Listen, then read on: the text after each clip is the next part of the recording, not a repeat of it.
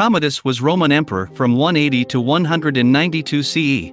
With the death of Roman Emperor Marcus Aurelius in March of 180 CE, the long reign of the five good emperors came to an end, and with it so did the Pax Romana, the Roman peace. Those emperors who followed for the next century would witness a time of both chaos and decline. The first of these inept emperors was Commodus, the son of Marcus Aurelius, who, according to most historians, was not only debauched and corrupt but also a megalomaniac, seeing himself as the reincarnation of the Greek god Hercules. Before we start, be sure to subscribe and click on the bell so you don't miss new videos. This is the channel Learning the World. Let's go! Early life. Lucius Aurelius Commodus was born to the philosopher king and Faustina the Younger at Lanuvium, a city 14 miles southeast of Rome, on August 31, 161 CE. He was the 10th of 14 children and the only son to survive. His twin brother Titus Aurelius Fulvus Antonius died at the age of 4. He would be the first emperor born while his father was the emperor and the last to inherit the throne, as the previous 5 emperors, including Marcus, had obtained the throne through adoption. Commodus as emperor. It did not take long for the future emperor to become a disappointment to his father, for although he enjoyed the benefits of a quality education, Commodus inherited none of his father's work ethic and would find government life tedious, and some believed this gave evidence that he was illegitimate, owing to his mother's supposed affairs. After serving alongside Marcus in battle on the northern frontier in 178 and 179 CE, Commodus returned to Rome in 180 CE after his father's death. He was only 18 and negotiated a peace settlement, a peace surprisingly favorable to Rome. Eventually, he would leave the reins of power in the hands of others while he devoted his time to worldly pleasures. One of the first to assume some of the emperor's responsibility was Seodorus, whose relationship with Commodus would soon incur the ire of those in both the Senate and imperial household. Although Commodus considered his 12-year reign a new golden age, his lack of concern for political matters together with his life of leisure and extreme paranoia brought about what others might consider a reign of terror. Historian Cassius Dio, who called it the kingdom of iron and rust, wrote, "This man was not naturally wicked, but, on the contrary, as guileless as any man that ever lived." His great simplicity, however, together with his cowardice, missed the better life and then was led on into lustful and cruel habits, which soon became second nature. Because he relied on others to rule in his place, those around him realized that he could be easily manipulated, allowing for a number of conspiracies against his life to develop. One was even initiated by his older sister Lucilla and a number of senators in 182 CE. Lucilla believed she and her husband Lucius Verus had been passed over by Marcus Aurelius as potential heirs to the throne. The plot was simple enough. Claudius Pompeianus Quintianus, her nephew, was to lie in wait until the emperor entered the Colosseum and then stab him. However, the assassination was bungled when Quintianus raised his dagger, and instead of quickly stabbing Commodus, he shouted, "This is what the Senate has sent you." Before he could complete his sentence, he was seized by the Praetorian Guard. This foiled attempt upon his life, together with the recent death of the emperor's trusted chamberlain Seodorus, caused Commodus to take decisive action. Those implicated in the plot were all executed.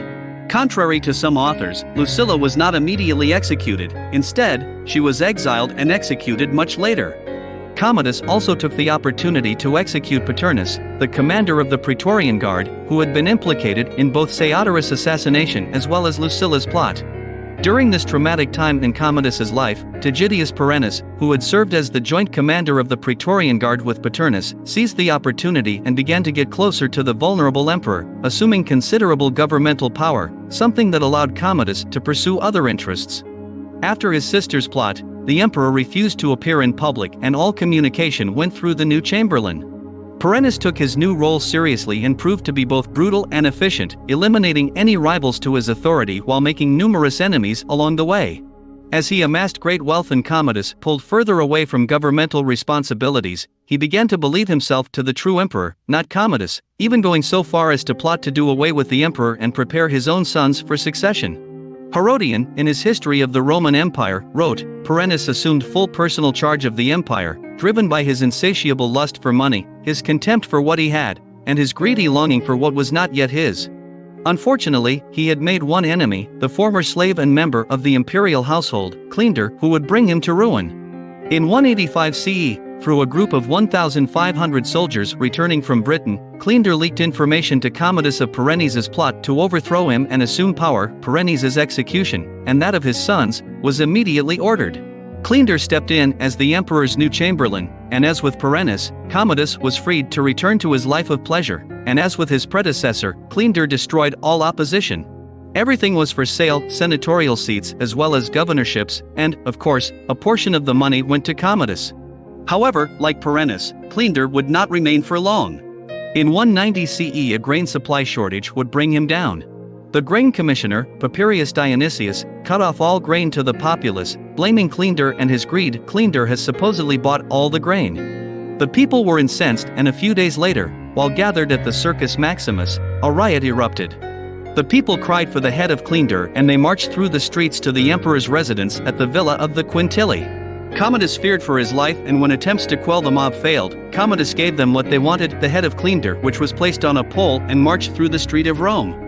Afterwards, Commodus realized that he would have to take over the reins of government himself. Commodus as Hercules. A new Commodus emerged, one that saw himself as a reborn Hercules who appeared in public wearing a cloak made out of the hide of a lion over his head, a reference to the Nemean lion of Hercules' 12 labors. The Senate was even made to declare him a living god. Herodian wrote, first he discarded his family name and issued orders that he was to be called not Commodus, son of Marcus, but Hercules, son of Zeus.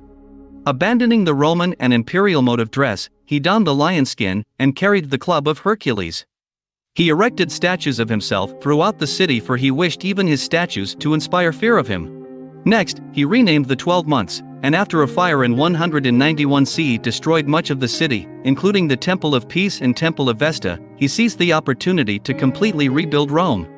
Because he considered himself the new founder, he renamed Rome Colonia Lucia Ania Commodiana. The people became known as Commodiani. To the surprise of everyone, he even took part in gladiatorial contests, fighting against the physically handicapped and an array of beasts from a raised platform which included a tiger, an elephant, and even a hippo. Death. When he decided to fight in the arena on New Year's Day in 193 CE to celebrate the city's rebirth, his mistress Marcia, his wife Brutia Crispina had been banished and executed in 191 CE, as well as his new chamberlain, Electus, and new commander of the Praetorian Guard, Quintus Aemilius Laetus, realized he had gone too far. After they failed to talk him out of his ridiculous plans, he became incensed and threatened to add their names to a long list of people he wanted executed. Later, as usual, Marcia brought Commodus a glass of wine prior to his bath. However, this time it was laced with poison. When the poison failed, Commodus's fitness coach, Narcissus, a professional wrestler by trade, entered and choked him to death. Although many wanted to drag his body through the streets of Rome, Pertinax, who oddly enough would succeed Commodus, seized the body, prevented its desecration, and, finally, Commodus was laid to rest in Hadrian's mausoleum. That's all for today. If you liked the video, put a like and don't forget to subscribe. Bye everyone.